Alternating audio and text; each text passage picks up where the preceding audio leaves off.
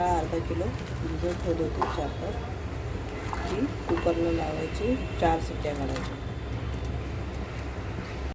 4 शिट्ट्या डाळ शिजली आहे. याच्याने पुरण लवकर बनतो. तुम्ही कुकरमध्ये डाळ शिजवाल, टोपामध्ये डाळ शिजवाल तर टाईम लागेल. कुकरमध्ये शिजवाल तर पटकन डाळ शिजते. आता त्याचं पाणी गाळून घेऊया आपण. एका चाळणीमध्ये डाळ टावले, त्याचं पाणी गाळून घ्यायचं प्रॉपर. जास्त ओलं नाही राहणार. हे बघा पाणी निघतंय. खाली टोप ठेवा, त्याच्याने पाणी सगळं गाळलं जाईल. आणि मग जरा थोडीशी कोरडी झाली डाळ तर मग परत ह्याच्यात ठेवून त्यात गूळ टाकायचा आहे. गूळ ते पण तर बारीक करून ठेवायचं. मी पुरणपोळी शक्यतो माझी मम्मी येणार असेल तेव्हा बनवते. तिला खूप आवडते पुरणपोळी.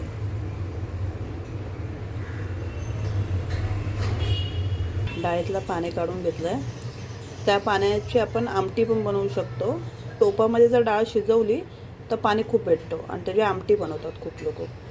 तर इथं माझ्या घरी कोण आमटी खात नाही म्हणून मी बनवत नाही. पण खूप छान लागते आमटी पण. मी तुम्हाला दाखवेल एकदा बनवून. खूप छान लागते आमटी. आता मी ही डाळ कमी गॅस करून ठेवलं आहे गरम करायला. त्याच्यामध्ये मी गूळ टाकते. हा अर्धा किलो डाळीसाठी मी 200 ग्राम गूळ घेतला आहे.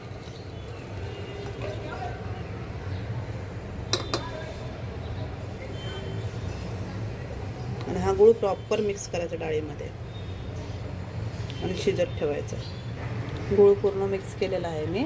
आता तो चांगला शिजेल मग अजून मिक्स होईल. म्हणून डाळ जास्त पण मेन नाही करायची, नॉर्मल अर्धी कच्ची ठेवायची. त्याच्याने थोडीफार कच्ची ठेवायची. आता गुळामध्ये शिजेल डाळ. चांगली शिजवून झाली की त्यात आपल्याला वेलची पूड, जायफळ पूड, बदामाची पूड आणि सुंठ, जायफळ त्याची पूड टाकायची. बघू शकता तुम्ही डाळ गूळ वितळतोय, डाळ शिजते. गूळ जो असतो तो चमच्याने बारीक करून घ्यायचा. दाबून गूळ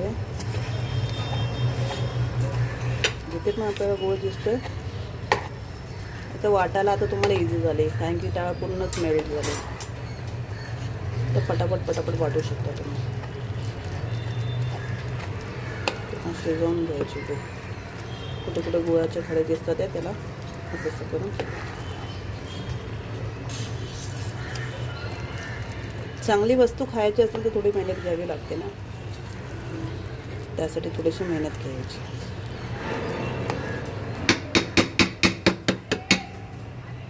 ते पण गुळ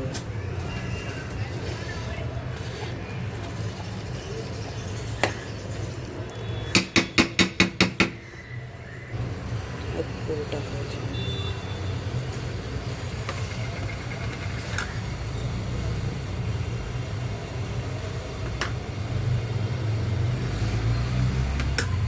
आणि मिक्स करायचं.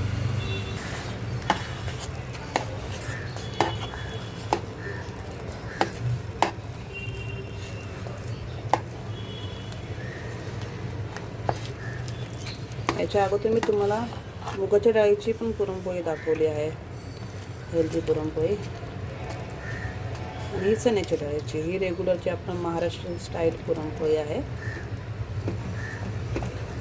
पूर्ण प्रॉपर मिक्स करायचं.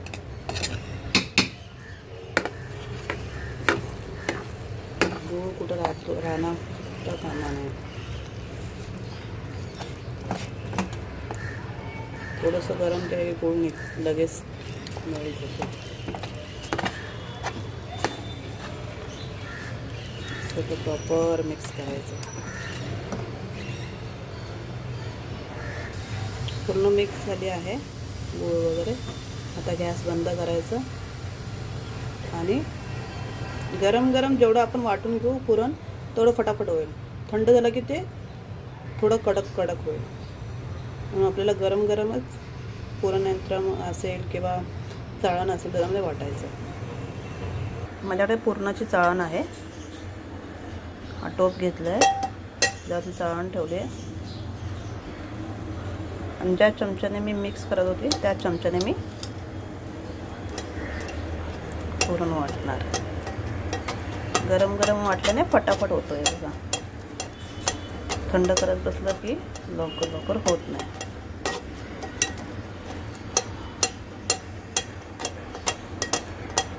ग्लास घेऊन पण तुम्ही वाटू शकता. मी चमच्याने वाटते.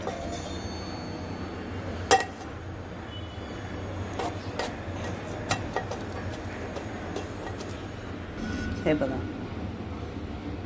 असं वाटलं जाईल. मिक्सरमध्ये वाटायला जाल तर परत ती मिक्सरचा भांडा पण खराब होईल. त्यापेक्षा हे सोपं आहे, पटापट वाटून होईल. पुरण रेडी आहे. ज्यांची पण मुलं आहेत त्यांनी उद्या पुरणपोळ्या बनवायचं तर आदल्या दिवशी पुरण रेडी करून ठेवायचं. ही महत्त्वाची टीप आहे. पुरणपोळ्याचं पीठ मळण्यासाठी मैदा घेतला आहे 1/2 किलो. आशीर्वाद मल्टीग्रेन आटा थोडा घ्यायचा.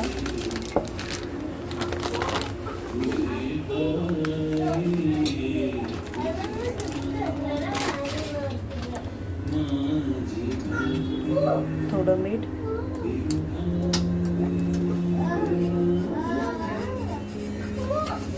सगळं मिक्स प्रॉपर करायचं.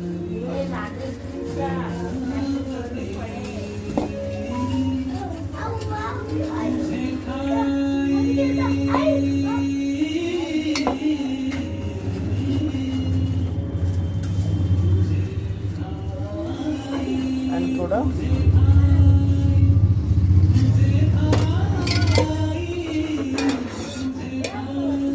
पीठ मळताना थोडं तूप टाकायचं. गरम तूप टाकायचं असतं, थंड पण टाकायचं.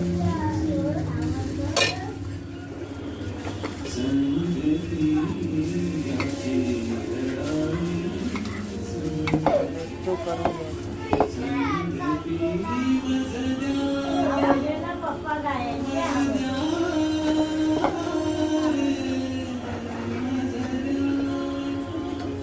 आणि पाण्याने पीठ मळायचं. थोडं दूध पण टाकू शकता. आता पाण्याने पीठ मळायचं.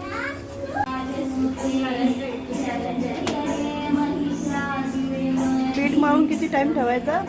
नाही आता ह्याला चांगलं मळत राहिली ना तर मग होती. मग जास्त ठेवायची गरज नाही पीठ. नाहीतर मग कडक असेल तर जरा 10-15 मिनटं ठेवायचं ना.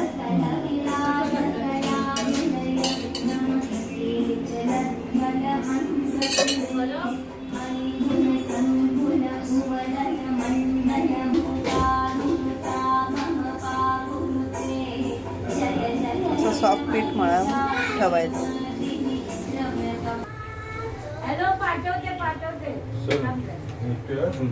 हा पिठाचा गोळा एवढा घ्यायचा आणि मग त्याची अशी हे करायची मोदक सारखी बारीक. आणि मग हा गोळा चूर्णाचा ह्याच्यात भरायचा. असा दाबून दाबून असं हे करायचं.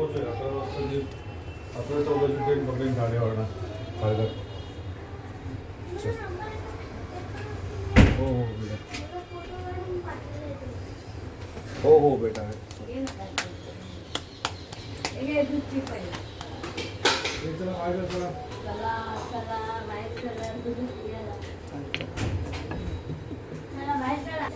तो म्हणतो मित्र बॉय आहे ना.